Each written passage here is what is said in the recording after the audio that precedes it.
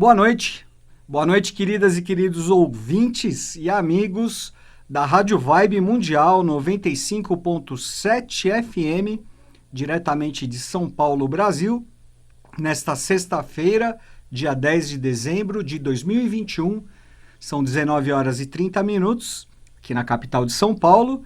Eu sou João Paulo Miranda e este é o nosso programa Semente Abstrata. Primeira coisa, eu quero deixar aqui um recadinho, na verdade uma homenagem, como no próximo dia 14 de dezembro, portanto na próxima terça-feira, o professor Ademar Ramos estaria está celebrando o seu 79º aniversário. Então, nós deixamos aqui, eu em nome do Semente Abstrata, em nome da Rádio Vibe Mundial, deixamos aqui a nossa homenagem ao grande professor, nosso grande amigo e grande professor, Ademar Ramos. Eu digo que eu estou nesse caminho, acabei seguindo esse caminho da iniciação, do estudo do hermetismo, da teosofia, da eubiose, por intermédio do professor Ademar Ramos. Já isso há uns 20 anos. Minha mãe era ouvinte do professor Ademar e ela sempre me falava: João, você precisa ouvir o professor. Ela falava o professor, precisa ouvir o professor, você vai gostar. Até que um dia eu ouvi e deu aquele clique. Eu falei, é isso. Vou seguir esse caminho. E aqui estou. Então, deixo aqui, professor Ademar, receba, onde o senhor estiver, o nosso beijo, o nosso abraço. Vamos lá, pessoal. Dando prosseguimento, então, ao nosso programa. Como nós falamos nas duas últimas semanas sobre os eclipses, o eclipse lunar, que aconteceu no último dia 19 de novembro, e o eclipse solar, que aconteceu no último sábado, dia 4 de dezembro, como nós conseguimos falar, na verdade eu consegui falar mais sobre o aspecto simbólico, mitológico, teosófico, etc. e tal, ficou faltando um pouquinho a questão mais objetiva, né, mais relacionada aí às nossas vidas, o impacto que esses eclipses podem e devem ter sobre as nossas vidas enquanto indivíduos e também sobre nossas vidas enquanto cidadãos, enquanto membros da comunidade humana. Então, os efeitos também dos eclipses sobre o planeta Terra, sobre a humanidade, e é isso, né? Tanto no contexto mais específico como no contexto mais coletivo. Então, o tema do nosso programa de hoje é ainda sobre os eclipses, tá bom? Gente, o eclipse lunar que aconteceu no último dia 19 de novembro, portanto, há 21 dias, há exatamente 3 semanas, esse eclipse lunar ele teve um simbolismo muito forte, que eu já falei nos 2 últimos programas. Então, se você está ouvindo esse programa agora, você pode visitar a página do Semente Abstrata no YouTube, www.youtube.com/sementeabstrata, e ali você vai encontrar já postados esses 2 programas que na verdade foram postados em um só. Então ficou um vídeo de 50 minutos falando sobre esses eclipses, mas repito, mais sobre o aspecto simbólico. Agora vamos enfocar na parte prática, tá? Então, como nós havíamos falado nos últimos 2 programas, o eclipse lunar do dia 19 de novembro de 2021 teve aspectos muito fortes e muito desafiadores. E o que isso significa? Que vem desafios à humanidade, a nós todos por aí? Nós podemos esperar por mais desafios?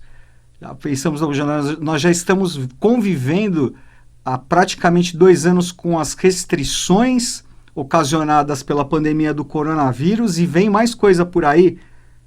É isso mesmo, João? É isso mesmo, pessoal. O que virá? Não é possível determinar, mas temos algumas indicações. Mas é certo que mais desafios tendem a aparecer, a surgir para a humanidade como um todo. Vamos lá. Primeira coisa, o eclipse lunar do dia 19 de novembro, ele ocorreu no eixo Touro e Escorpião, e é o primeiro eclipse no eixo Touro-Escorpião, e que ficará, os eixos dos nodos lunares ficará no eixo Touro-Escorpião por mais 1 ano e meio.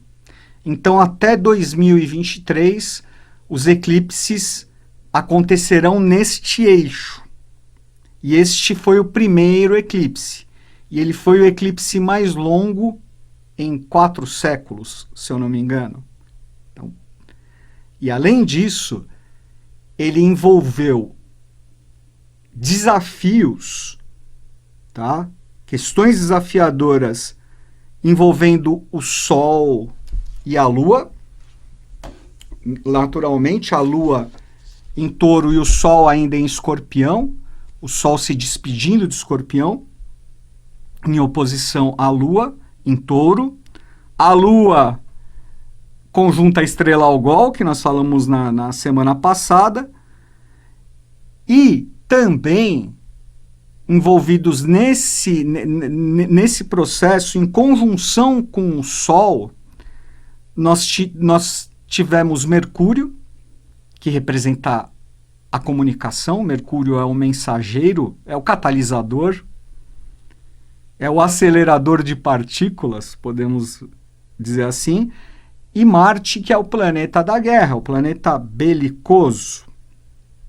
Então, envolveu deste lado uma conjunção do Sol, Mercúrio, Marte, conjuntos ao nó do sul da Lua. Do outro lado, a Lua no signo de Touro, alinhada ao nó do norte lunar, a estrela Algol, e eles fazendo um aspecto tenso, quadratura, tanto com Saturno como com Júpiter em Aquário. Envolvendo, portanto, pessoal, signos fixos. Os signos fixos. Os signos fixos, para quem tiver interesse em se aprofundar um pouquinho mais, eles são os signos da Esfinge. Eles são os signos que representam o mistério da Esfinge. Por isso que eles são citados no livro de Ezequiel, né, na visão da Merkavá, o carro celeste, e também na visão de São João no Apocalipse. Estão presentes também em diversos arcanos do tarô, certo? Os animais da Esfinge, especialmente o arcano O Mundo, que consta ali a Esfinge desvelada, e é um arcano regido pelo Sol. Então, pessoal, vamos procurar traduzir um pouco melhor isso aqui, ver o impacto que isso deve trazer a nós. Primeiro, o Sol significa consciência, Sol é o doador da vida, significa razão também. Mercúrio, como eu já falei, é um mensageiro. O Mercúrio é rápido, é um catalisador. Mercúrio ele adapta as situações. Marte é o belicoso, é a guerra, o conflito, pelo lado de sombra, naturalmente. Mas aqui nós estamos vendo o lado de sombra porque esses planetas estão no eclipse dentro do desafio. Tá? A Lua representa a nossa força emocional, os sentimentos, representa também o nosso passado. O Sol representa nosso presente com vistas ao futuro, a Lua representa o passado. Pode-se fazer e deve-se até fazer uma conexão do Sol e da Lua com os próprios nodos lunares, já que o nó do Sul representa questões do passado e o nó do Norte representa o Dharma, um caminho em direção ao futuro, né? Uma resolução. Então, você pode também fazer essa analogia de Sol e Lua com os próprios nodos lunares, tá? Existe uma conexão forte. Pois bem, e aí, por outro lado, nós temos Saturno e Júpiter também no desafio ali. Saturno é o provador, o restritivo, o limitador, E Júpiter é o expansor, é aquele que traz aberturas, ele catalisa também. Júpiter é rapidez, é expansão, e no caso, né, Saturno tentando, é uma briga de irmãos aí, de gigantes, né, porque é Saturno tentando restringir, limitar, e Júpiter tentando abrir, né, um cabo de guerra.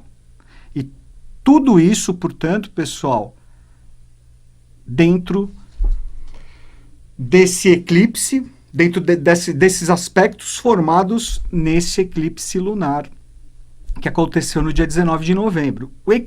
Os eclipses lunares, eles têm uma conotação, não diria uma conotação negativa, mas eles trazem, muitas questões ligadas ao passado, questões mal resolvidas que precisam ser resolvidas, tá? O eclipse lunar está relacionado, como o próprio nome diz, aos aspectos da Lua, a própria polaridade da Lua. A Lua é a senhora das polaridades, é luz e sombra, é luz e trevas. Então o eclipse lunar acontece na Lua cheia, exaltando, portanto, o aspecto emocional, individual de cada um de nós, mas também coletivo, uma catarse, vamos dizer, um processo no âmbito coletivo, uma catarse emocional. Aí você fala assim, puxa, mas até agora não aconteceu nada. Mas os efeitos do eclipse são duradouros. Eles começam, na verdade, antes e prosseguem. Os astrólogos têm um consenso aí na base de 6 meses, mas pode ser mais. Tanto esse eclipse da Lua como esse eclipse do Sol, que eu vou falar agora na sequência, eles são muito fortes nesse sentido, tá? De efeitos duradouros. Gente, como envolve, como eu falei, signos fixos, e os signos fixos, como o próprio nome já diz, né, eles envolvem primeiro questões centralizadoras, né, questões que envolvem nossas estabilidades, nossas seguranças, apegos, né, aquela questão de você não querer abrir mão de alguma coisa, você não quer abrir mão do seu conforto, você não quer abrir mão, você sabe que as mudanças estão acontecendo, que elas assustam, mas nós temos receio de reconhecê-las, que dirá de encará-las, que dirá de se adaptar a elas, se adaptar a essas transformações. E esses aspectos, eles mostram isso, que nós vamos ter de nos adaptar. Não sendo por livre e espontânea vontade, vai ser por livre e espontânea pressão. Tá? É isso, nós sairmos das nossas fixações.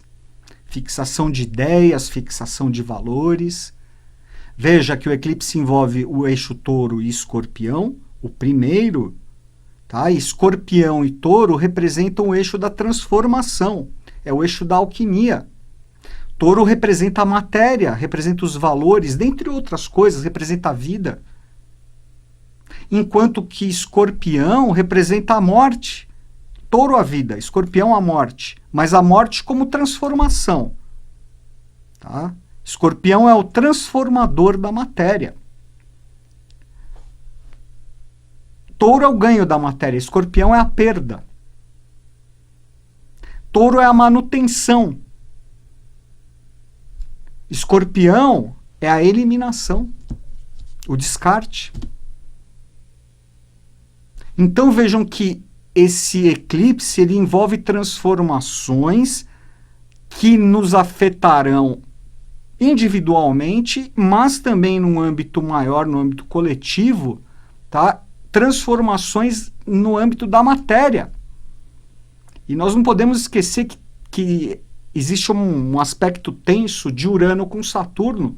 Urano querendo trazer o novo, querendo renovar a era de Aquário. Urano é o regente arquetípico de Aquário. Então, temos aí uma força muito grande de Urano. Né? E Saturno representando as estruturas que não se sustentam mais. E no eixo touro-escorpião, o eclipse, trazendo, portanto, essas questões fortes de transformação da matéria. Num âmbito maior, envolve instituições financeiras, tá? Envolve a própria maneira como nós lidamos com a matéria e com o dinheiro, com as finanças. Então, não envolve apenas as instituições financeiras, mas tudo também que diz respeito à produção de bens, produção de alimentos, isso está relacionado a Touro. E Escorpião, a perda e as transformações. Deve vir realmente um período de crise, né? Esperamos que não seja tão forte, né? Vamos ver como é que esse processo aqui vai acontecer. Porque também tem uma coisa, é bom nós prestarmos atenção nisso. Estamos na era de Aquário, tá? E quem está em cima, né, do signo de Touro é Urano, tá? E Urano é um planeta, é uma consciência que trata das imprevisibilidades. Então ele é imprevisível mesmo. Nós estamos aqui fazendo um jogo, né, imaginando o que pode vir, mas provavelmente vai ser de uma forma excêntrica, uma forma que a gente não espera, que nós não esperamos. Ele nos pega de surpresa. Como foi o caso do coronavírus, da pandemia, né, teve muito trabalho de Urano nesse processo, ainda está tendo, né? Enfim, pessoal, é isso. Agora vamos falar um pouquinho do eclipse solar, né? Então tem aqui, estamos num mundo de polaridade. O eclipse lunar realmente foi tenso, né? Ainda está sendo tenso. Por outro lado, o eclipse solar do último dia 4 de dezembro, ele teve um aspecto naturalmente mais suave, mas não nos esqueçamos da questão da polaridade, mas ele é mais leve, tá? Ele é mais leve. Para começar, que ele envolve o Sol.